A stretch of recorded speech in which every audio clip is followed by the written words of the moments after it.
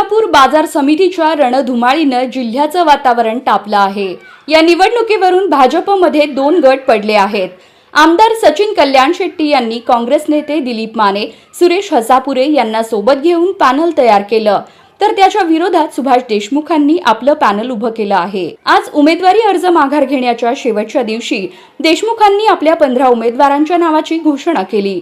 सुभाष देशमुखांना विजयकुमार देशमुख यांची साथ लाभण्याचे संकेत मिळत आहेत। ही निवडणूक कार्यकर्त्यांची आहे, त्यामुळे या निवडणुकीत कार्यकर्त्यांना संधी मिळाली पाहिजे या भूमिकेतून सुभाष देशमुख यांनी सोलापूर कृषी उत्पन्न बाजार समितीच्या निवडणुकीत उडी घेतली आहे। कल्याण शेट्टींच्या सिद्धेश्वर शेतकरी विकास पॅनल विरुद्ध सुभाष देशमुखांचं सिद्धेश्वर बाजार समिती परिवर्तन पॅनल यामध्ये ही लढत होत आहे।